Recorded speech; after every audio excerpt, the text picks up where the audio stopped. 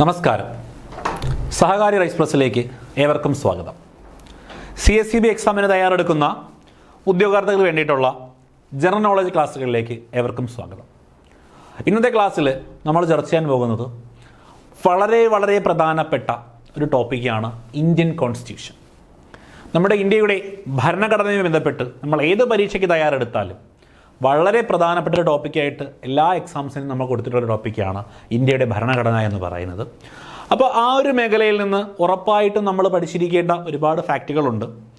നമ്മൾ സ്ഥിരം ചെയ്യുന്നത് പോലെ നമ്മുടെ പ്രീവിയസ് ഇയർ ക്വസ്റ്റ്യൻസുമായി റിലേറ്റ് ചെയ്തിട്ടാണ് നമ്മൾ ക്ലാസ്സുകൾ പോകുന്നത്.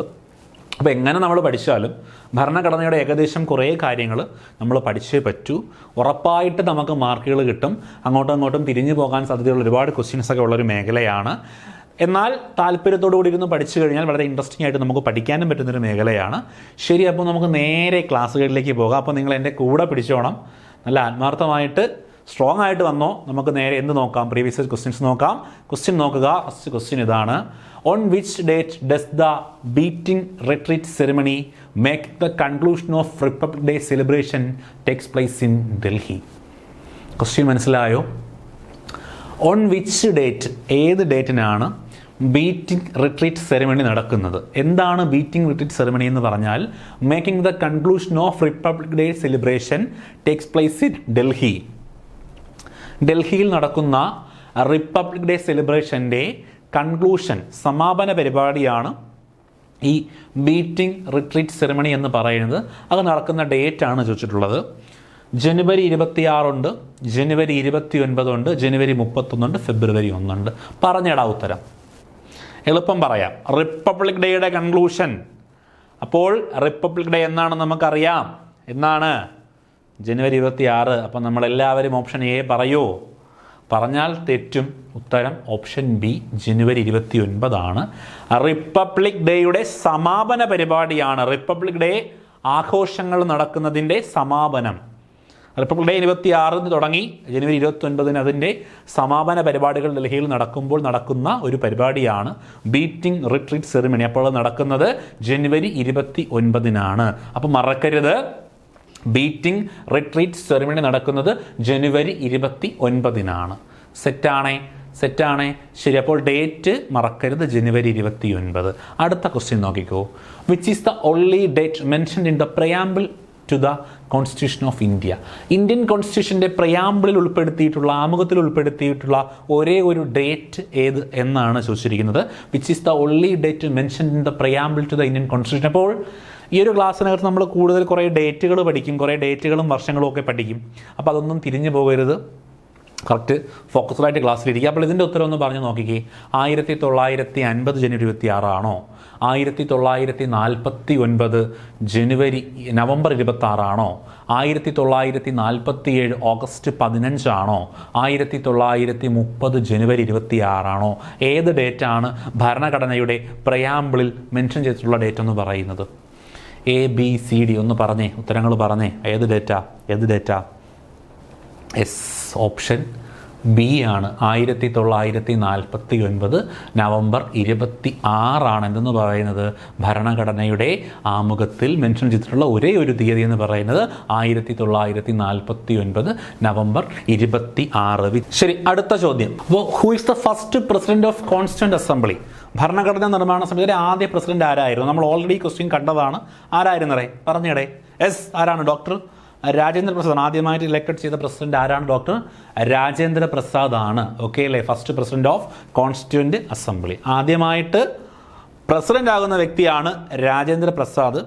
അത് പറയുന്ന സമയത്ത് നിങ്ങൾ ഈ ഓപ്ഷൻ ഡി സച്ചിദാനന്ദ സിൻഹ എന്ന് പറയുന്ന ആളുടെ പേര് ഓർമ്മിച്ച് വെച്ചേക്കുക. നമ്മുടെ ക്ലാസ്സിനകത്തേക്ക് പോകുമ്പോൾ അദ്ദേഹത്തെ പറ്റി ഞാൻ പറയാം.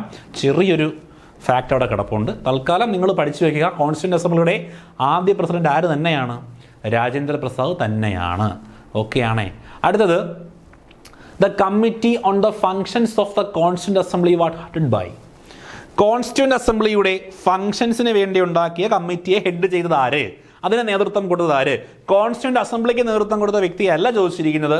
കോൺസ്റ്റിറ്റ്യൂന്റ് അസംബ്ലിയുടെ ഫംഗ്ഷൻസിന് മേൽനോട്ടം എടുക്കാൻ വേണ്ടി ഉണ്ടാക്കിയ കമ്മിറ്റിയെ ഹെഡ് ചെയ്ത വ്യക്തി ആര്?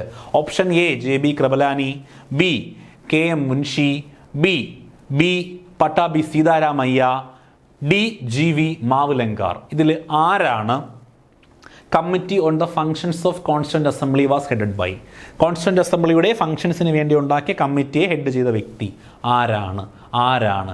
ആരാണ്? പറയടേ. ഓപ്ഷൻ എ ആണോ, ബി ആണോ, സി ആണോ, ഡി ആണോ?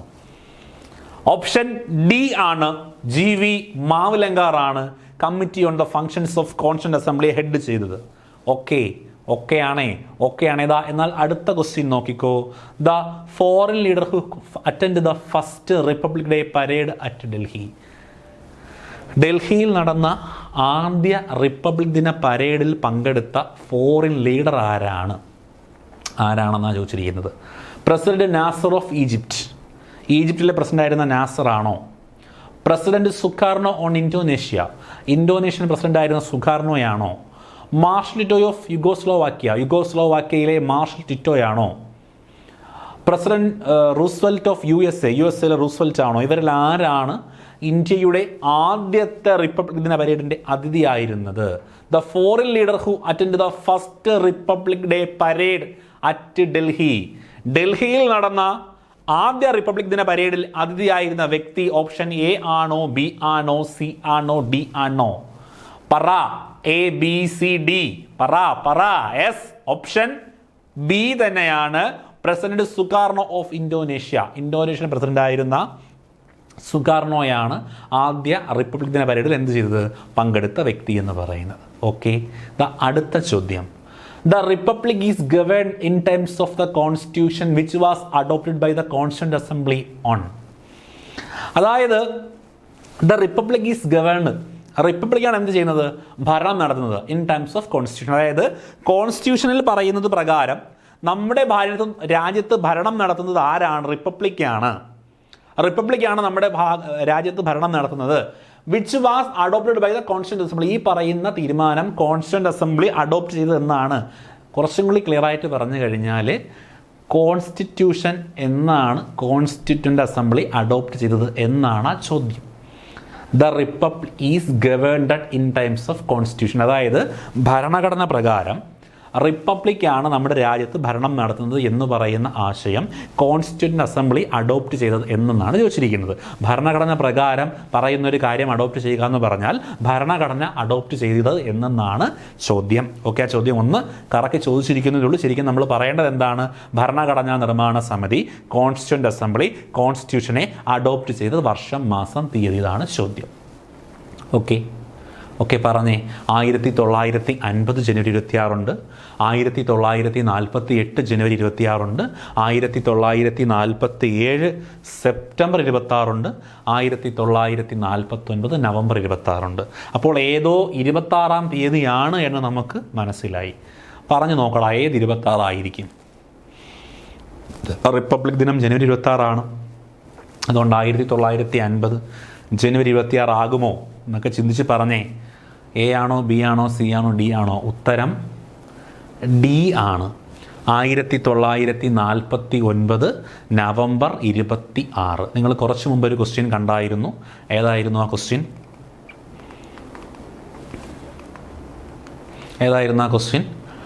നമ്മുടെ ഭരണഘടനയുടെ പ്രയാമ്പിളിൽ പറഞ്ഞിട്ടുള്ള ഡേറ്റ് ഏതായിരുന്നു? ആ ഡേറ്റ് 1949 നവംബർ 26 അല്ലേ? ആ ഡേറ്റ് തന്നെയാണ് നമ്മൾ ഇപ്പോഴും കണ്ടത്. എന്തെന്ന് നോക്കിക്കേ. 1949 നവംബർ 26. അപ്പോൾ ഇന്ത്യൻ ഭരണഘടനാ നിർമ്മാണ സമിതി ഭരണഘടനയെ അംഗീകരിച്ച ഡേറ്റാണ് നമ്മുടെ പ്രയാമ്പിൾ മെൻഷൻ ചെയ്തിട്ടുള്ള ആ ഒരു ഡേറ്റ് എന്ന് പറയുന്നത് 1949 നവംബർ 26. ഓക്കെ അല്ലേ? ഇനി ഇന്ത്യയിൽ താഴെ പറയുന്നവയിൽ പരമാധികാരമുള്ളത് ഏതിനാണ്?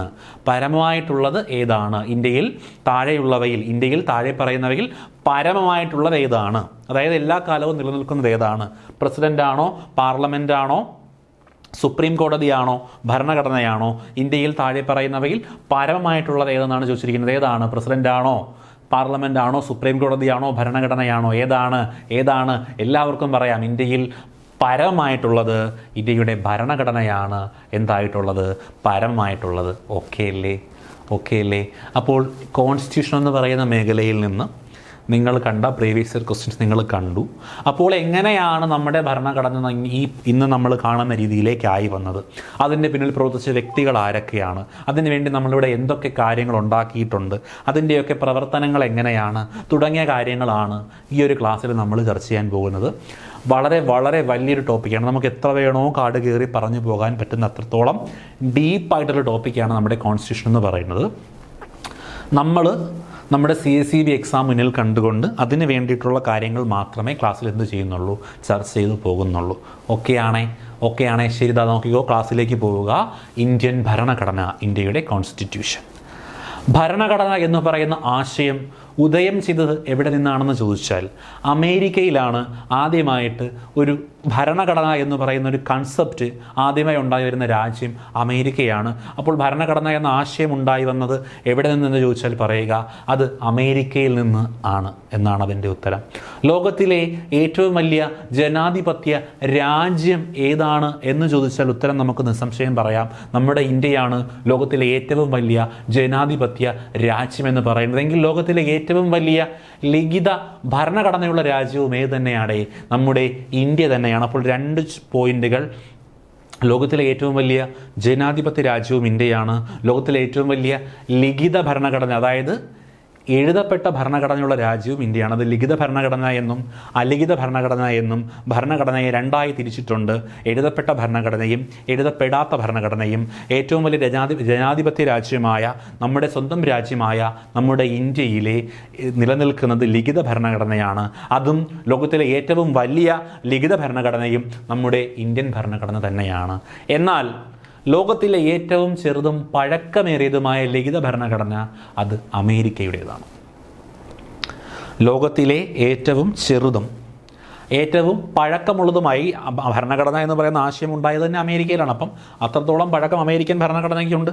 അപ്പോൾ ലോകത്തിലെ ഏറ്റവും ചെറുതും പഴക്കമേറിയതുമായ ലിഖിത ഭരണഘടന, അമേരിക്കൻ ഭരണഘടനയും ലിഖിത ഭരണഘടന തന്നെയാണ്, ഇന്ത്യൻ ഭരണഘടനയും ലിഖിത ഭരണഘടന തന്നെയാണ്. അതുള്ളത് ഇവർക്കാണ്, അമേരിക്കയ്ക്കാണ്. ഓക്കെ അല്ലേ, സെറ്റല്ലേ? അപ്പോൾ ഭരണഘടന എന്ന് പറയുന്ന ആശയം അമേരിക്കയാണ്.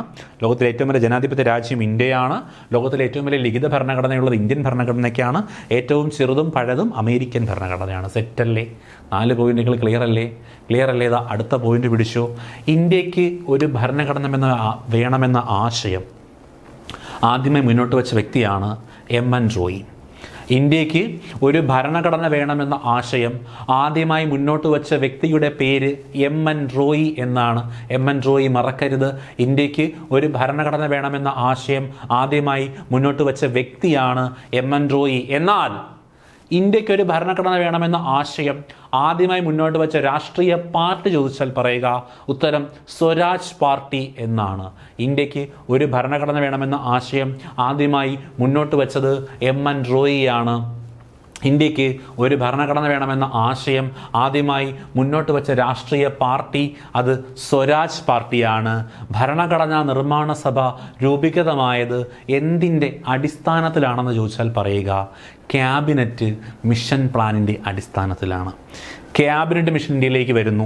അങ്ങനെ ക്യാബിനറ്റ് മിഷൻ കൊണ്ടുവരുന്ന ക്യാബിനറ്റ് മിഷൻ പ്ലാനിൻ്റെ അടിസ്ഥാനത്തിലാണ് ഭരണഘടന നിർമ്മാണ സഭ രൂപീകൃതമാകുന്നത്. നോക്കൂ, ഭരണഘടനയല്ല, ഭരണഘടന നിർമ്മാണ സഭ. ഇതാണ് നമ്മുടെ പ്രീവിയസ് ഇയർ ക്വസ്റ്റ്യനിൽ കണ്ട കോൺസ്റ്റിറ്റ്യൂവൻ്റ് അസംബ്ലി. അപ്പോൾ ഇന്ത്യക്ക് ഒരു ഭരണഘടന വേണമെന്ന ആശയം ആദ്യമായി MN റോയ് എന്ന് പറയുന്ന വ്യക്തി മുന്നോട്ട് വയ്ക്കുന്നു. സ്വരാജ് പാർട്ടിയും എന്ത് ചെയ്യുന്നു? ഇന്ത്യക്ക് ഒരു ഭരണഘടന വേണമെന്ന് അവകാശപ്പെടുന്നു, അല്ലെങ്കിൽ അങ്ങനെ ഒരു ആശയം മുന്നോട്ട് വയ്ക്കുന്നു. ഇതിനെ തുടർന്ന് ക്യാബിനറ്റ് മിഷൻ എന്ത് ചെയ്യുന്നു? ക്യാബിനറ്റ് മിഷൻ പ്ലാൻ എന്ന് പറയുന്ന ഒരു പ്ലാൻ കൊണ്ടുവരുന്നു. ആ പ്ലാൻ പ്രകാരം ഭരണഘടന രൂപീകരിക്കാൻ വേണ്ടി ഒരു ഭരണഘടനാ നിർമ്മാണ സഭ ഇന്ത്യയിൽ രൂപീകരിക്കപ്പെടുന്നു. ക്ലിയർ ആയേ? ഇനി ഈ ഭരണഘടനാ നിർമ്മാണ സഭ ഇവിടെ എന്തൊക്കെ ചെയ്തു, എങ്ങനെയൊക്കെ പ്രവർത്തിച്ചു തുടങ്ങിയ കാര്യങ്ങളിലേക്ക് നമുക്ക് പോകാം. നോക്കിക്കോളുക. ക്യാബിനറ്റ് മിഷൻ പ്ലാൻ അനുസരിച്ച് ഭരണഘടനാ നിർമ്മാണ സഭയിലെ അംഗസംഖ്യ എത്രയായിരുന്നു എന്ന് ചോദിച്ചാൽ 389 പേരായിരുന്നു. ഭരണഘടനാ നിർമ്മാണ സഭയിലെ അംഗസംഖ്യ 389 പേരാണ്.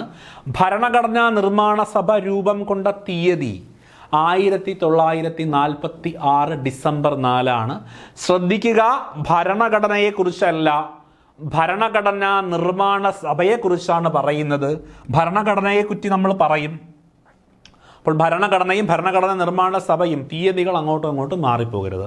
ഇപ്പോൾ നമ്മൾ പറയാൻ പോകുന്നത് ക്യാബിനറ്റ് മിഷന്റെ പ്ലാൻ പ്രകാരം 389 അംഗങ്ങളുള്ള ഭരണഘടനാ നിർമ്മാണ സഭ 1946 ഡിസംബർ 6 എന്ത് ചെയ്യപ്പെടുന്നു? രൂപീകരിക്കപ്പെടുന്നു. മറക്കരുത്, ഭരണഘടനാ നിർമ്മാണ സഭ രൂപം കൊണ്ട തീയതി ഒന്ന് കൂടെ പറ. 1946 ഡിസംബർ 6. ഭരണഘടനാ നിർമ്മാണ സഭയുടെ ആദ്യ സമ്മേളനം നടന്നപ്പോൾ 1946 ഡിസംബർ 6 എന്ത് ചെയ്തു? ഭരണഘടനാ നിർമ്മാണ സഭ രൂപീകരിച്ചു. ഡിസംബർ 6 രൂപീകരിച്ചിട്ട് അവരെന്ത് ചെയ്തു? ഡിസംബർ 9 ആദ്യമായിട്ട് സമ്മേളിച്ചു. ഭരണഘടനാ നിർമ്മാണ സഭയുടെ ആദ്യ സമ്മേളനം വർഷം 46 തന്നെയാണ്. നോക്കുക, ഡിസംബർ 6 രൂപീകരിച്ചു. December 6, December 9 സമ്മേളിച്ചു. ഓക്കെ അല്ലേ?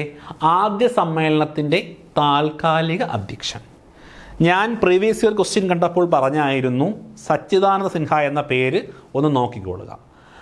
ഭരണഘടനാ നിർമ്മാണ സഭയുടെ ആദ്യ അധ്യക്ഷൻ എന്ന് ചോദിച്ചാൽ ഉത്തരം രാജേന്ദ്ര പ്രസാദ് തന്നെയാണ്. പക്ഷേ രൂപീകരിക്കുന്ന സമയത്ത് താൽക്കാലികമായി അധ്യക്ഷൻ ഇല്ലാത്തത് കൊണ്ട് അധ്യക്ഷനായി നിയമിച്ച വ്യക്തിയാണ് ഡോക്ടർ സച്ചിദാനന്ദ സിൻഹ. അപ്പോൾ ഭരണഘടനാ നിർമ്മാണ സഭയുടെ താൽക്കാലിക അധ്യക്ഷൻ ആരായിരുന്നു എന്ന് ചോദിച്ചാൽ ഉത്തരം ഡോക്ടർ സച്ചിദാനന്ദ സിൻഹ എന്നായിരുന്നു. 1946 ഡിസംബർ 6 രൂപീകരിച്ചു. ഡിസംബർ 9 സമ്മേളിക്കുമ്പോൾ അധ്യക്ഷനെ തിരഞ്ഞെടുത്തിട്ടില്ല. അപ്പോൾ സച്ചിദാനന്ദ സിൻഹയെ താൽക്കാലിക അധ്യക്ഷനായി നിയമിച്ചു. സഭ ഉണ്ടായിരുന്നത് ഏറ്റവും പ്രായം കൂടിയ വ്യക്തിയായിരുന്നു അദ്ദേഹം. ഓക്കെ എങ്കിൽ ഭരണഘടനാ നിർമ്മാണ സഭയെ ആദ്യമായി അഭിസംബോധന ചെയ്ത വ്യക്തിയുടെ പേര് ചോദിച്ചാൽ പറയുക അത് JB കൃപലാനി എന്നാണ്. ഭരണഘടനാ നിർമ്മാണ സഭയെ ആദ്യമായി അഭിസംബോധന ചെയ്ത വ്യക്തിയാണ് JB കൃപലാനി. പേരുകൾ മറന്നു പോകരുത്, JB കൃപലാനി. അങ്ങനെയാണെങ്കിൽ ഭരണഘടനാ നിർമ്മാണ സഭയുടെ സ്ഥിരം അധ്യക്ഷൻ നമ്മുടെ previous year question doctor Rajendra Prasad. ഭരണഘടനാ നിർമ്മാണ സഭയുടെ സ്ഥിരം അധ്യക്ഷൻ, ഭരണഘടനാ നിർമ്മാണ സഭയുടെ ആദ്യ അധ്യക്ഷൻ, ഭരണഘടനാ നിർമ്മാണ സഭയിൽ ആദ്യമായി തിരഞ്ഞെടുക്കപ്പെട്ട അധ്യക്ഷൻ ഒക്കെ ചോദിച്ചാൽ ഉത്തരം ഡോക്ടർ രാജേന്ദ്ര പ്രസാദാണ്. സച്ചിദാനന്ദ സിൻഹ താൽക്കാലിക അധ്യക്ഷനായിരുന്നു. ആദ്യമായി അഭിസംബോധന ചെയ്ത വ്യക്തിയാണ് JB കൃപലാനി. സെറ്റല്ലേ? ഓക്കെ അല്ലേ? മനസ്സിലായി എന്ന് വിശ്വസിക്കുന്നു. നോക്കുക, തിരഞ്ഞെടുക്കപ്പെട്ട തീയതി 1946 ഡിസംബർ 11 ഡിസംബർ 6 രൂപീകരിക്കുന്നു. ഡിസംബർ 9 ആദ്യ സമ്മേളനം നടക്കുന്നു. ആ സമ്മേളനത്തിൽ അധ്യക്ഷനില്ല. സച്ചിദാനന്ദ സിൻഹ താൽക്കാലിക അധ്യക്ഷനാകുന്നു. JB കൃപലാനി അഭിസംബോധന ചെയ്യുന്നു. ശേഷം ഡിസംബർ 11 ഇലക്ഷനിലൂടെ ആരെ തിരഞ്ഞെടുക്കുന്നു? ഡോക്ടർ രാജേന്ദ്ര പ്രസാദിനെ ഭരണഘടനാ നിർമ്മാണ സഭയുടെ അധ്യക്ഷനായിട്ട് തിരഞ്ഞെടുക്കുന്നു.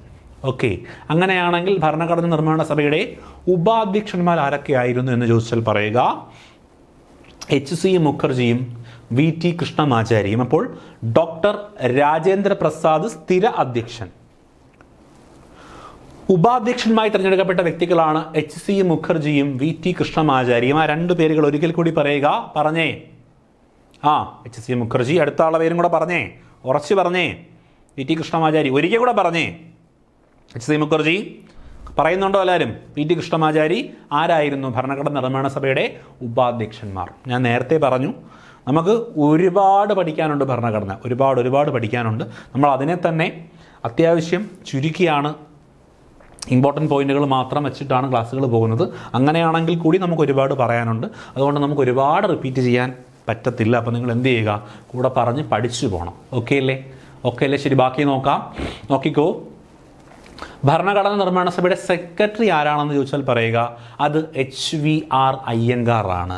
ഭരണഘടനാ നിർമ്മാണ സഭയുടെ സെക്രട്ടറി. അധ്യക്ഷനെ പഠിച്ചു, ഉപാധ്യക്ഷന്മാരെ പഠിച്ചു. ഇപ്പോൾ പഠിക്കുന്നത് സെക്രട്ടറി. ഭരണഘടനാ നിർമ്മാണ സഭയുടെ സെക്രട്ടറി ആയിരുന്ന വ്യക്തിയാണ് HVR അയ്യൻകാർ എന്ന് പറയുന്നത്.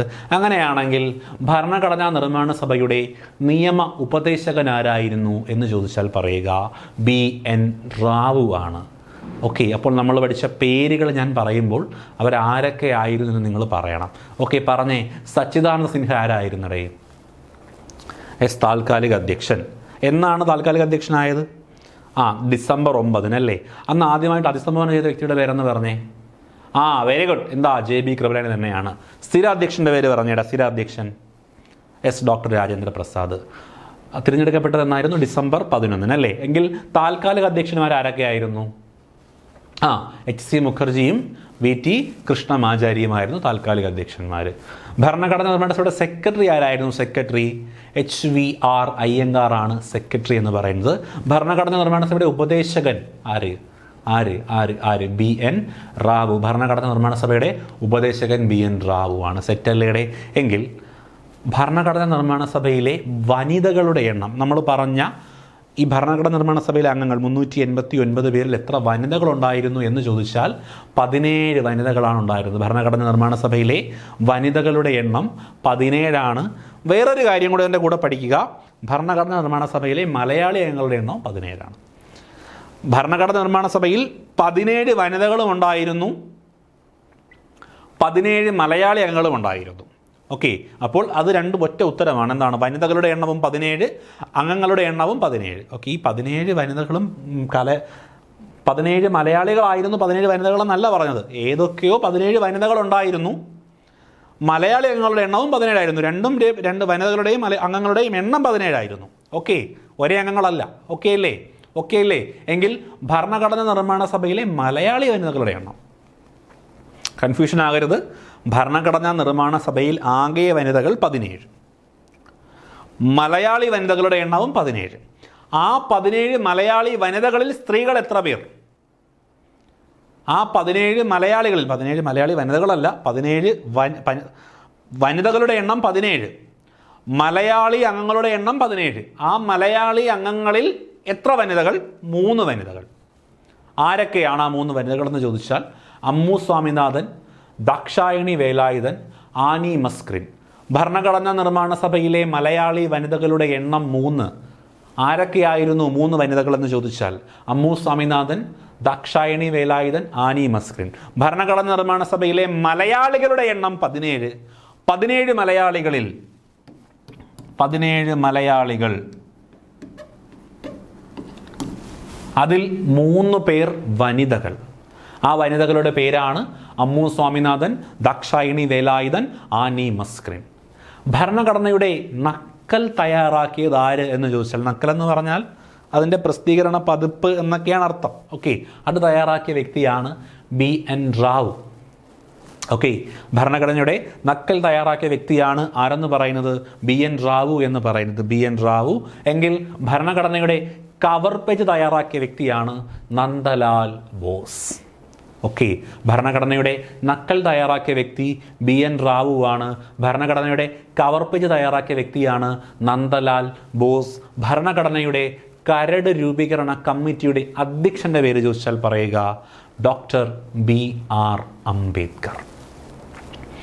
ഭരണഘടനയുടെ ഒരു കരട് രൂപം തയ്യാറാക്കാൻ വേണ്ടി എന്ത് ചെയ്യുന്നു? ഒരു കമ്മിറ്റിയെ നിയമിക്കുന്നു. ആ കമ്മിറ്റിയുടെ അധ്യക്ഷനാണ് ഡോക്ടർ BR അംബേദ്കർ എന്ന് പറയുന്ന വ്യക്തി. ഓക്കെ, അപ്പോൾ ആരായിരുന്നു BN റാവു? ഭരണഘടനയുടെ നക്കൽ തയ്യാറാക്കിയ വ്യക്തി. ഭരണഘടനയുടെ കവർ പേജ് തയ്യാറാക്കിയത് നന്ദലാൽ ബോസ്. കരട് രൂപീകരണ കമ്മിറ്റിയുടെ അധ്യക്ഷൻ ഡോക്ടർ BR അംബേദ്കർ. ഓക്കെ അല്ലേ?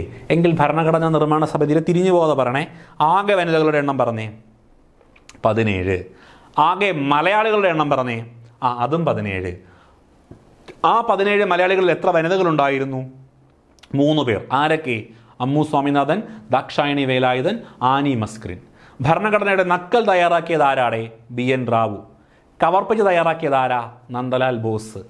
കരട് രൂപീകരണ കമ്മിറ്റിയുടെ അധ്യക്ഷനാണ് ഡോക്ടർ BR അംബേദ്കർ. സെറ്റല്ലേ? ക്ലിയർ ആണോ? ശരി, നോക്കിക്കോളുക. ഡ്രാഫ്റ്റിംഗ് കമ്മിറ്റിയിലെ അംഗങ്ങൾ, ഈ കരട് രൂപീകരണ കമ്മിറ്റിയാണ് ഡ്രാഫ്റ്റിംഗ് കമ്മിറ്റി എന്ന് പറയുന്നത്. ഈ ഡ്രാഫ്റ്റിംഗ് കമ്മിറ്റിയിലെ അംഗങ്ങൾ 7 പേരായിരുന്നു. 7 പേർ. ഭരണഘടന നിർമ്മിക്കുന്നതിന് വേണ്ടിയിട്ടുള്ള ഡ്രാഫ്റ്റിംഗ് കമ്മിറ്റിയിലെ അംഗങ്ങളുടെ എണ്ണം 7 പേരാണ്. ഈ നമ്മുടെ ഭരണഘടന തയ്യാറാക്കാനെടുത്ത സമയം ചോദിച്ചാൽ പറയുക 2 വർഷവും 11 മാസവും 18 ദിവസവും എടുത്തു ഇന്ത്യയുടെ ഭരണഘടന തയ്യാറാക്കാൻ. അപ്പോൾ 2 വർഷവും 11 മാസവും 18 ദിവസവുമാണ് നമ്മുടെ ഇന്ത്യൻ ഭരണഘടന തയ്യാറാക്കാൻ എടുത്ത സമയം എന്ന് പറയുന്നത്. ഒരു കാലത്തും മറക്കരുത്. 2 വർഷം 11 മാസം 18 ദിവസം.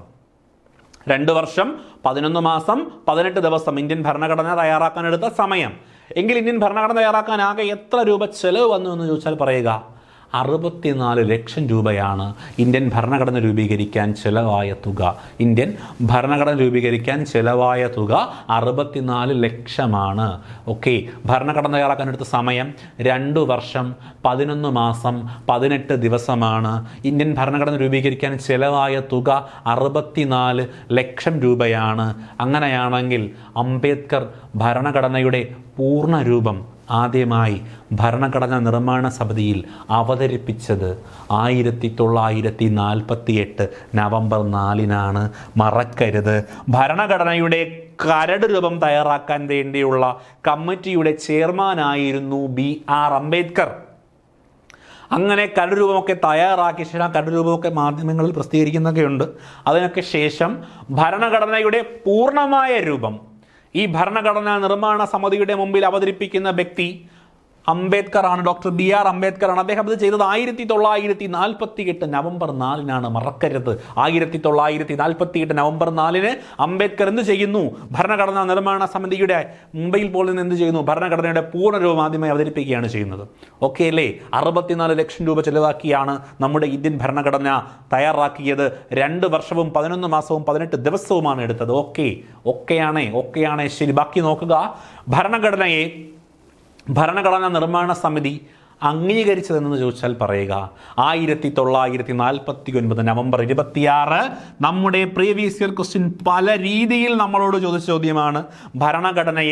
ഭരണഘടനാ നിർമ്മാണ സമിതി അംഗീകരിച്ചത് 1949 നവംബർ 26-നാണ്. ആദ്യമായി പൂർണ്ണ രൂപം അവതരിപ്പിക്കപ്പെട്ടത് 48 നവംബർ 4-ന്. അതിനുശേഷം 49 നവംബർ 26-നാണ് ഭരണഘടനാ നിർമ്മാണ സമിതി ഭരണഘടനയെ അംഗീകരിക്കുന്നത്. മാറിപ്പോകരുത്, തിരിഞ്ഞു പോകരുത്. ആ ഒരു ഓർഡറിൽ പഠിച്ചു വച്ചേക്കുക. ഓക്കെ.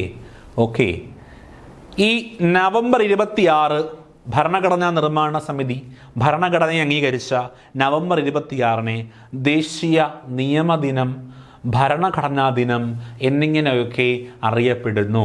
ദേശീയ നിയമദിനം, ഭരണഘടനാ ദിനം എന്നിങ്ങനെയൊക്കെ അറിയപ്പെടുന്നു. ഭരണഘടനാ നിർമ്മാണ സഭ അംഗീകരിച്ചത് 49 നവംബർ 26. ആ നവംബർ 26 ദേശീയ നിയമദിനം, ഭരണഘടനാ ദിനം എന്നിങ്ങനെയൊക്കെ അറിയപ്പെടുന്നു. എങ്കിൽ ഭരണഘടനാ നിർമ്മാണ സഭയുടെ അവസാന സമ്മേളനം നടന്നത് 1950 ജനുവരി 24-നാണ്. 49 നവംബർ 26-ന് നമ്മുടെ ഭരണഘടനാ നിർമ്മാണ സമിതി അംഗീകരിക്കുന്നു. 1950 ജനുവരി 24-ന് ഭരണഘടനാ നിർമ്മാണ സഭയുടെ അവസാന സമ്മേളനം നടക്കുന്നു. ഭരണഘടനാ നിർമ്മാണ സഭയിലെ അംഗങ്ങൾ ഭരണഘടനയിൽ ഒപ്പുവെച്ചത് ഈ അവസാന സമ്മേളനത്തിലാണ് എന്ന് 1950 ജനുവരി 24-ന്. ഓക്കെയാണേ, മാറിപ്പോകരുതേ. 49 നവംബർ 26 ഭരണഘടനാ നിർമ്മാണ സമിതി അംഗീകരിക്കുന്നു. അതുകൊണ്ട് നവംബർ 26 ദേശീയ നിയമദിനം, ഭരണഘടനാ ദിനം എന്നിങ്ങനെയൊക്കെ അറിയപ്പെടുന്നു. ഭരണഘടനാ നിർമ്മാണ സഭയുടെ അവസാന സമ്മേളനം 1950 ജനുവരി 24. ആ ജനുവരി 24-ൽ എന്ത് ചെയ്യുന്നു? അതേ ദിവസം ഭരണഘടനാ നിർമ്മാണ സഭയിലെ എല്ലാ അംഗങ്ങളും ഭരണഘടനയിൽ ഒപ്പുവയ്ക്കുന്നു. ഓക്കെ. ആ ഭരണഘടനയിൽ ഒപ്പുവെച്ചതിൽ ആദ്യം ഒപ്പുവെച്ച വ്യക്തി ആര് തന്നെയാണ്? അധ്യക്ഷനായിരുന്ന ഡോക്ടർ രാജേന്ദ്ര പ്രസാദാണ് ആദ്യമായിട്ട് ഭരണഘടനയിൽ ഒപ്പുവെക്കുന്ന ഭരണഘടനാ നിർമ്മാണ സഭയിലെ വ്യക്തി എന്ന് പറയുന്നത്. ശേഷം 1950 ജനുവരി 26-ന് ഇന്ത്യൻ ഭരണഘടന നിലവിൽ വരുന്നു. ഓക്കെ. 1949 നവംബർ 26-ന് ഭരണഘടനാ നിർമ്മാണ സഭ അംഗീകരിക്കപ്പെട്ട ഇന്ത്യയുടെ ഭരണഘടന നിലവിൽ വരുന്നത് തൊട്ടടുത്ത വർഷം ജനുവരി 26-നാണ്. അതുകൊണ്ട് ജനുവരി 26 റിപ്പബ്ലിക് ദിനമായി ആഘോഷിക്കുന്നു. ഓക്കെ. റിപ്പബ്ലിക് ദിനം അപ്പോൾ എന്നാണ്? ജനുവരി 26. എന്നാൽ നിയമദിനവും ഭരണഘടനാ ദിനവും എന്നാണ്? നവംബർ 26. കാരണം മനസ്സിലായല്ലോ? കൺഫ്യൂഷൻ ഇല്ലാണ്ട് ഓർത്തു വയ്ക്കാൻ പറ്റുമല്ലോ? ശരി. ഓക്കെ. റിപ്പബ്ലിക് ദിനം ജനുവരി 26. ഇന്ത്യൻ റിപ്പബ്ലിക് ദിനാഘോഷങ്ങളുടെ സമാപനം കുറിക്കുന്ന ബീറ്റിംഗ് റിട്രീറ്റ് ചടങ്ങ് എല്ലാ വർഷവും ജനുവരി 29-ന് ന്യൂഡൽഹിയിലെ വിജയ് ചൗക്കിലാണ് നടക്കുന്നത്. ഇതായിരുന്നു നമ്മുടെ മറ്റൊരു previous question. Beating retreat ceremony നടക്കുന്ന വർഷം നടക്കുന്ന ഡേറ്റ് എന്നാണ്? ജനുവരി 29. ജനുവരി 26 റിപ്പബ്ലിക് ദിനം ആഘോഷിക്കും. റിപ്പബ്ലിക് ദിനം ആഘോഷിക്കുന്നത് ഡൽഹിയിലെ വിജയ് ചൗക്കിലാണ്. അതിൻ്റെ സമാപന പരിപാടികൾ നടക്കുന്നത് ജനുവരി 29-നാണ്. ആ സമാപന പരിപാടിയിലാണ് എന്ത് നടക്കുന്നത്? ഈ ബീറ്റിംഗ് റിട്രീറ്റ് ചടങ്ങ് നടക്കുന്നത്. ബീറ്റിംഗ് റിട്രീറ്റ് ചടങ്ങ് നടക്കുന്നത് ജനുവരി 29-നാണ്. അപ്പോൾ നമുക്കവിടെ തെറ്റാൻ സാധ്യതയുണ്ട്. കാര്യം റിപ്പബ്ലിക് ദിന പരേഡിൻ്റെ അവസാന സമാപന പരിപാടിയായിട്ടുള്ള ബീറ്റിംഗ് റിട്രീറ്റ് ചടങ്ങ് നടക്കുന്ന ഡേറ്റ് ചോദിച്ചാൽ റിപ്പബ്ലിക് ദിനം ജനുവരി 26 ആയതുകൊണ്ട് നമ്മൾ നേരെ ജനുവരി 26-ലോട്ട് പോകും. അല്ല, ജനുവരി 26 റിപ്പബ്ലിക് ദിനം ആഘോഷിച്ച് തുടങ്ങും. അതിൻ്റെ സമാപന പരിപാടി ഡൽഹിയിൽ നടക്കുന്നത് എന്നാണ്? ജനുവരി 29-നാണ്. അതുകൊണ്ട് ജനുവരി 29-ലാണ് ഇന്ന് നടക്കുന്നത് ബീറ്റിംഗ് റിട്രീറ്റ് ചടങ്ങ് നടക്കുന്ന സ്ഥലം ചോദിച്ചാൽ ന്യൂഡൽഹിയിലെ വിജയ് ചൗക്കിലാണ് നടക്കുന്നത്. വിജയ് ചൗക്ക്, ന്യൂഡൽഹി. ഓക്കെ അല്ലേ? സെറ്റാണോ? കാര്യങ്ങളൊക്കെ ഓർമ്മയുണ്ടേ? റിപ്പബ്ലിക് ദിനം എന്നാണെന്ന് അറിയാം. എന്തുകൊണ്ടാണ് റിപ്പബ്ലിക് ദിനം ആഘോഷിക്കുന്നതെന്നറിയാം. ഭരണഘടനാ നിർമ്മാണ സമിതി ലാസ്റ്റ് സമ്മേളിച്ചത് എന്നാണെന്നറിയാം. അവർ ഒപ്പുവെച്ചത് എന്നാണെന്നറിയാം. അവരെന്നാണ് ഭരണഘടനയെ അംഗീകരിച്ചതെന്നറിയാം. ആ ദിവസം നമ്മൾ ദേശീയ നിയമദിനമായിട്ടും ഭരണഘടനാ ദിനമായിട്ടും ആഘോഷിക്കുമെന്നറിയാം. ഓക്കെ അല്ലേ? കൺഫ്യൂഷനൊന്നും ഇല്ലല്ലോ? ശരി, നോക്കിക്കൊള്ളുക. ഇന്ത്യൻ ഭരണഘടന നിലവിൽ വരുമ്പോൾ 395 അനുച്ഛേദങ്ങളും 8 പട്ടികകളും 22 ഭാഗങ്ങളുമാണ് ഉണ്ടായിരുന്നത്. ഇന്ത്യൻ ഭരണഘടന നിലവിൽ വരുമ്പോൾ നിലവിലുണ്ടായിരുന്ന അനുച്ഛേദങ്ങൾ 395, പട്ടികകൾ 8, ഭാഗങ്ങൾ 22. നിലവിൽ അനുച്ഛേദങ്ങൾ ഏകദേശം 470ഓളം അനുച്ഛേദങ്ങളും 12 പട്ടികകളും 25 ഭാഗങ്ങളും. ഈ അനുച്ഛേദങ്ങളുടെ എണ്ണം മാറിക്കൊണ്ടിരിക്കും കേട്ടോ. പുതിയ നിയമങ്ങൾ വരുന്നതനുസരിച്ച് അല്ലെങ്കിൽ ഏതെങ്കിലുമൊക്കെ നിയമങ്ങൾ ഭേദഗതി ചെയ്യുന്നതനുസരിച്ച്, നീക്കം ചെയ്യുന്നതനുസരിച്ച് അനുച്ഛേദങ്ങളുടെ എണ്ണം മാറിക്കൊണ്ടിരിക്കും. നിലവിൽ ഏകദേശം 470ഓളം അനുച്ഛേദങ്ങളും 12 പട്ടികകളും 25 ഭാഗങ്ങളുമാണ് ഭരണഘടനയിലുള്ളത്. ഓക്കെ, നിലവിൽ വരുന്ന സമയത്ത് 395 അനുച്ഛേദങ്ങൾ, 8 പട്ടികകൾ, 22 ഭാഗങ്ങൾ. നിലവിൽ 470ഓളം അനുച്ഛേദങ്ങൾ, 12 പട്ടികകൾ, 25 ഭാഗങ്ങൾ. ഓക്കെ അല്ലേ? എങ്കിൽ ഭരണഘടനാ നിർമ്മാണ സഭ ഇന്ത്യയുടെ രാഷ്ട്രപതിയായി രാജേന്ദ്ര പ്രസാദിനെ തിരഞ്ഞെടുക്കപ്പെട്ട വർഷം ചോദിച്ചാൽ പറയുക 1950 ജനുവരി 24-നാണ്. ഓക്കെ, അപ്പോൾ ഇന്ത്യയുടെ ആദ്യ രാഷ്ട്രപതി ഡോക്ടർ രാജേന്ദ്ര പ്രസാദാണ്. ഭരണഘടനാ നിർമ്മാണ സഭയുടെ സ്ഥിരം അധ്യക്ഷനായിരുന്ന ഡോക്ടർ രാജേന്ദ്ര പ്രസാദിനെ 1950 ജനുവരി 24-ന്, അതായത് അന്നാണ് ഭരണഘടനാ നിർമ്മാണ സമിതി അവസാനമായി സമ്മേളിച്ചത്. ആ അവസാന സമ്മേളനത്തിൽ ഭരണഘടനാ നിർമ്മാണ സഭ എന്ത് ചെയ്തു? ഇന്ത്യയുടെ രാഷ്ട്രപതിയായി രാജേന്ദ്ര പ്രസാദിനെ തന്നെ തിരഞ്ഞെടുത്തു. ഭരണഘടനാ നിർമ്മാണ സഭയുടെ അധ്യക്ഷനായിരുന്നു രാജേന്ദ്ര പ്രസാദിനെ എന്തായി തിരഞ്ഞെടുത്തു? രാഷ്ട്രപതിയായി തിരഞ്ഞെടുത്തു. ഓക്കെ, എന്നാണ് ദേശീയ പതാക അംഗീകരിച്ചതെന്ന് ചോദിച്ചാൽ പറയുക 1947 ജൂലൈ 22-നാണ് ഭരണഘടനാ നിർമ്മാണ സഭ ദേശീയ പതാകയെ അംഗീകരിക്കുന്നത്. ദേശീയ ഗാനത്തെ അംഗീകരിക്കുന്നത് അവസാന സമ്മേളനത്തിലാണ് 1950 ജനുവരി 24. ദേശീയ ഗീതത്തെ അംഗീകരിക്കുന്നതും 1950 ജനുവരി 24. അപ്പോൾ 1950 ജനുവരി 24 അവസാന സമ്മേളനം. ദേശീയ ഗീതത്തെ അംഗീകരിക്കുന്നു, ദേശീയ ഗാനത്തെ അംഗീകരിക്കുന്നു, രാജേന്ദ്ര പ്രസാദിനെ പ്രസിഡന്റായി തിരഞ്ഞെടുക്കുന്നു. ഇതൊക്കെ നടന്നത് 1950 ജനുവരി 24-നാണ്. ഓക്കെ, ദേശീയ പതാക അംഗീകരിക്കപ്പെട്ട വർഷം 1947 ജൂലൈ 22-നാണ്. കുറേ ഡേറ്റുകളായിട്ടുണ്ട്. ഡേറ്റുകളൊക്കെ ഞാൻ 2-3 വട്ടം ആവർത്തിച്ച് പറയുന്നുണ്ട്, 3-4 വട്ടം, ഒരുപാട് വട്ടം ആവർത്തിച്ച് പറയുന്നുണ്ട്. അപ്പോൾ അത് മനസ്സിലേക്ക് കയറി തറവായി പഠിച്ചു പോവുക, മറന്നു പോകരുത്. ഓക്കെ അല്ലേ? ശരി, നോക്കിക്കൊള്ളുക. ഇന്ത്യൻ ഭരണഘടനയുടെ സ്വഭാവം ചോദിച്ചാൽ പറയുക ഇന്ത്യൻ ഭരണഘടന കോസി ഫെഡറൽ ഭരണഘടനയാണ് ഇന്ത്യയുടെ ഭരണഘടന എന്ന് പറയുന്നത്. ഇന്ത്യൻ ഭരണഘടനയ്ക്ക് ഒരു ആമുഖമുണ്ട്. ആമുഖത്തെ പറ്റിയൊക്കെ നമുക്ക് വിശദമായി പഠിക്കാം. ഈ ആമുഖം ഇന്ത്യൻ ഭരണഘടനയുടെ ഭാഗമാണ് എന്ന് സുപ്രീം കോടതി പ്രസ്താവിച്ച കേസ് ചോദിച്ചാൽ പറയുക അത് കേശവാനന്ദ ഭാരതി കേസാണ്. ഓക്കെ, നല്ലൊരു ചോദ്യമാണ്. ആമുഖം ഇന്ത്യൻ ഭരണഘടനയുടെ ഭാഗമാണ് എന്ന് സുപ്രീം കോടതി പ്രസ്താവിച്ചത് ഏത് കേസിലാണ് എന്ന് ചോദിച്ചാൽ പറയുക അത് കേശവാനന്ദ ഭാരതി കേസാണ്. ഭരണഘടനയുടെ അടിസ്ഥാന ഘടന എന്ന ആശയം സുപ്രീം കോടതി കൊണ്ടുവന്ന കേസും ഏത് തന്നെയാണ്? കേശവാനന്ദ ഭാരതി കേസാണ്. ഭരണഘടനയുടെ അടിസ്ഥാന ഘടന എന്ന ആശയം സുപ്രീം കോടതി കൊണ്ടുവന്ന കേസ് കേശവാനന്ദ ഭാരതി കേസാണ്. ആ കേസിൽ തന്നെയാണ് ആമുഖം ഇന്ത്യൻ ഭരണഘടനയുടെ ഭാഗമാണ് എന്ന് സുപ്രീം കോടതി പ്രസ്താവിച്ചത്. ഓക്കെയാണേ? ശരി. അടുത്ത് നമ്മൾ പഠിക്കാൻ പോകുന്നത് ഈ ഭരണഘടനാ നിർമ്മാണ സമിതി രൂപീകരിച്ച് വെച്ചു എന്ന് നമ്മൾ പറഞ്ഞു. ഈ ഭരണഘടനാ നിർമ്മാണ സമിതിയിൽ ഓരോ കാര്യങ്ങൾ ചെയ്യുന്നതിന് വേണ്ടിയിട്ട് ഓരോ കമ്മിറ്റികളുണ്ടായിരുന്നു. ആ കമ്മിറ്റികളെ പറ്റി കൂടി നമുക്ക് എന്ത് ചെയ്യണം? പറഞ്ഞു പോകണം. ഓക്കെ അല്ലേ? നോക്കിക്കൊള്ളുക. ഭരണഘടനാ നിർമ്മാണ സമിതിയിലെ ആകെ കമ്മിറ്റികളുടെ എണ്ണം 22 ഈ 22-ൽ 8 മേജർ കമ്മിറ്റികളുണ്ടായിരുന്നത്. അപ്പോൾ ഭരണഘടനാ നിർമ്മാണ സമിതിയിൽ ആകെ 22 കമ്മിറ്റികളുണ്ടായിരുന്നു. ഈ 22 കമ്മിറ്റികളിൽ 8 മേജർ കമ്മിറ്റികളാണ് ഉണ്ടായിരുന്നത്. ഈ 8 മേജർ കമ്മിറ്റികളും അവയുടെ ചെയർമാൻമാരുമായിരുന്ന വ്യക്തികളെ നമുക്ക് പഠിക്കാനുണ്ട്. ഓക്കെ, അപ്പോൾ മേജർ കമ്മിറ്റികൾ ഏതൊക്കെയെന്ന് നോക്കാം. ആദ്യത്തെ കമ്മിറ്റി യൂണിയൻ പവേഴ്സ് കമ്മിറ്റിയാണ്. യൂണിയൻ പവേഴ്സ് കമ്മിറ്റിയുടെ ചെയർമാൻ ആരായിരുന്നു ചോദിച്ചു കഴിഞ്ഞാൽ ജവഹർലാൽ നെഹ്റു ആയിരുന്നു യൂണിയൻ പവേഴ്സ് കമ്മിറ്റിയുടെ ചെയർമാൻ എന്ന് പറയുന്നത്. അപ്പോൾ ജവഹർലാൽ നെഹ്റു നല്ല പവർഫുൾ ആയിട്ടൊരു പൊളിറ്റീഷ്യൻ ലീഡറിലായിരുന്നു. അപ്പോൾ അതുകൊണ്ട് അങ്ങനെ പഠിച്ചു വെച്ചിരിക്കുക. പവർ കമ്മിറ്റിയുടെ ചെയർമാൻ പവറുള്ള നെഹ്റു ആയിരുന്നു. ഓക്കെ, എങ്കിൽ യൂണിയൻ കോൺസ്റ്റിറ്റ്യൂഷൻ കമ്മിറ്റിയുടെ ചെയർമാൻമാർ തന്നെയായിരുന്നു, അതും ജവഹർലാൽ നെഹ്റു. നമ്മൾ 8 കമ്മിറ്റിയുടെ ചെയർമാൻമാരും പഠിക്കും. അപ്പോൾ യൂണിയൻ പവേഴ്സ് കമ്മിറ്റിയുടെ ചെയർമാനും യൂണിയൻ കോൺസ്റ്റിറ്റ്യൂഷൻ കമ്മിറ്റിയുടെ ചെയർമാനും ജവഹർലാൽ നെഹ്റു ആയിരുന്നു. പ്രൊവിഷ്യൻസ് കോൺസ്റ്റിറ്റ്യൂഷൻ കമ്മിറ്റിയുടെ ചെയർമാൻ ആരെന്ന് ചോദിച്ചു കഴിഞ്ഞാൽ അത് സർദാർ വല്ലഭായ് പട്ടേൽ ആയിരുന്നു. പ്രൊവിഷ്യൻസ് കോൺസ്റ്റിറ്റ്യൂഷൻ കമ്മിറ്റിയുടെ ചെയർമാൻ ചോദിച്ചാൽ സർദാർ വല്ലഭായ് പട്ടേൽ. യൂണിയൻ കോൺസ്റ്റിറ്റ്യൂഷൻ കമ്മിറ്റിയുടെ chairman Jawaharlal Nehru. Provisions constitution കമ്മിറ്റിയുടെ ചെയർമാൻ സർദാർ വല്ലഭായ് പട്ടേൽ. ഡ്രാഫ്റ്റിംഗ് കമ്മിറ്റിയുടെ ചെയർമാൻ നമ്മൾ പഠിച്ചു, BR അംബേദ്കർ. ഓൾറെഡി പഠിച്ചതാണ് BR അംബേദ്കർ. ഓക്കെ, 4 കമ്മിറ്റിയും ചെയർമാൻമാരും പഠിച്ചേ.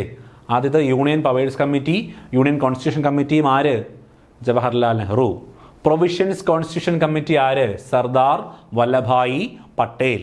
ഡ്രാഫ്റ്റിംഗ് കമ്മിറ്റിയുടെ ചെയർമാൻ ആരാണ്? BR അംബേദ്കർ ആണ്. അടുത്തത് നോക്കുക, advisory committee on fundamental rights, minority committee, tribal and exclude areas committee. ഇതിൻ്റെ ഒക്കെ ചെയർമാൻ ആരായിരുന്നു? സർദാർ വല്ലഭായ് പട്ടേൽ ആയിരുന്നു. ഓക്കെ, അപ്പോൾ Sardar Vallabhbhai Patel advisory committee on fundamental rights, മൗലിക അവകാശ committee, minority committee, tribal and excluded area കമ്മിറ്റിയുടെ ഒക്കെ ചെയർമാനായിരുന്ന വ്യക്തിയാണ് സർദാർ വല്ലഭായ് പട്ടേൽ. എങ്കിൽ സ്റ്റിയറിംഗ് കമ്മിറ്റിയുടെ ചെയർമാൻ ആരാണെന്ന് ചോദിച്ചാൽ പറയുക ഡോക്ടർ രാജേന്ദ്ര പ്രസാദ്. ഡോക്ടർ രാജേന്ദ്ര പ്രസാദ് തന്നെയായിരുന്നു ഭരണഘടനാ നിർമ്മാണ സമിതിയുടെ അധ്യക്ഷൻ. അദ്ദേഹം തന്നെയായിരുന്നു ഈ സ്റ്റിയറിംഗ് കമ്മിറ്റിയുടെയും ചെയർമാൻ. സ്റ്റിയറിംഗ് അല്ലേ, നമ്മളൊരു എന്തിനെങ്കിലുമൊക്കെ നമ്മളൊരു വാഹനത്തിനെയൊക്കെ നയിച്ചുകൊണ്ട് പോകുന്ന സ്റ്റിയറിംഗ് അല്ലേ. അപ്പോൾ ഈ ഭരണഘടനാ നിർമ്മാണ സമിതിയുടെ തലപ്പത്തിരുന്ന വ്യക്തി തന്നെയായിരുന്നു സ്റ്റിയറിംഗ് കമ്മിറ്റിയുടെയും ചെയർമാൻ. ഓക്കെ, എങ്കിൽ റൂൾസ് ഓഫ് പ്രൊസീജിയർ കമ്മിറ്റിയുടെ ചെയർമാൻ ആരായിരുന്നു ചോദിച്ചു കഴിഞ്ഞാൽ അതും ആര് തന്നെയാണ്? ഡോക്ടർ രാജേന്ദ്ര പ്രസാദ് തന്നെയായിരുന്നു. അപ്പോൾ സ്റ്റിയറിംഗ് കമ്മിറ്റിയുടെ ചെയർമാനും റൂൾസ് ഓഫ് പ്രൊസീജിയർ കമ്മിറ്റിയുടെ ചെയർമാനും ഡോക്ടർ രാജേന്ദ്ര പ്രസാദ് തന്നെയാണ്. എങ്കിൽ സ്റ്റേറ്റ് കമ്മിറ്റിയുടെ ചെയർമാൻ ആരായിരുന്നു ചോദിച്ചാൽ പറയുക അത് ജവഹർലാൽ നെഹ്റു ആയിരുന്നു. ഇതാണ് 8 മേജർ കമ്മിറ്റികൾ. ഒരിക്കൽ കൂടി പറയാം, union powers committee, union constitution committee ആരാണ് ചെയർമാൻ? നിങ്ങൾ പറ. ജവഹർലാൽ നെഹ്റു. പ്രൊവിഷ്യൻസ് കോൺസ്റ്റിറ്റ്യൂഷൻ കമ്മിറ്റിയുടെ ചെയർമാൻ ആരെന്ന് പറഞ്ഞേ? സർദാർ വല്ലഭായ് പട്ടേൽ. ഡ്രാഫ്റ്റിംഗ് കമ്മിറ്റിയുടെ ചെയർമാൻ ആരാണെന്ന് പറഞ്ഞേ? ഡ്രാഫ്റ്റിംഗ് കമ്മിറ്റി BR അംബേദ്കർ ആണ്. Advisory committee on fundamental rights, minorities, tribal and exclude area കമ്മിറ്റിയുടെ ചെയർമാൻ ആരാണ്? സർദാർ വല്ലഭായ് പട്ടേൽ. സ്റ്റിയറിംഗ് കമ്മിറ്റിയുടെ ചെയർമാൻ ആരായിരുന്നു? Steering committee doctor Rajendra Prasad ആണ് സ്റ്റിയറിംഗ് കമ്മിറ്റിയുടെ ചെയർമാൻ. റൂൾസ് ഓഫ് പ്രൊസീജിയർ കമ്മിറ്റിയുടെ ചെയർമാൻ ആരാണ്? ഡോക്ടർ രാജേന്ദ്ര പ്രസാദ്. സ്റ്റേറ്റ് കമ്മിറ്റിയുടെ ചെയർമാൻ ചോദിച്ചാൽ പറയുക ജവഹർലാൽ നെഹ്റു. ഇത്രയുമാണ് ഭരണഘടനാ നിർമ്മാണ സഭയുടെ 8 മേജർ കമ്മിറ്റികളും അവയുടെ ചെയർമാൻമാരെയും പേര്. മറക്കരുത്, ഇതിൽ നിന്നും പ്രീവിയസ് ക്വസ്റ്റ്യൻസ് നമുക്ക് ചോദിച്ചിട്ടുണ്ട്. ഓക്കെ അല്ലേ? ഓക്കെ അല്ലേ? അപ്പോൾ ഈ ഒരു മേഖലയിൽ നിന്ന് ഇത്രയും കാര്യങ്ങളാണ് നമുക്ക് പറയാനുള്ളത്. ഇതിൻ്റെ ബാക്കി കുറച്ച് പ്രീവിയസ് ക്വസ്റ്റ്യൻസും അവയുമായി ബന്ധപ്പെട്ട അടുത്തൊരു ടോപ്പിക്കുമായിട്ട് മറ്റൊരു ക്ലാസ്സിൽ നമുക്ക് വീണ്ടും കാണാം. അതുവരെ എല്ലാവർക്കും നന്ദി.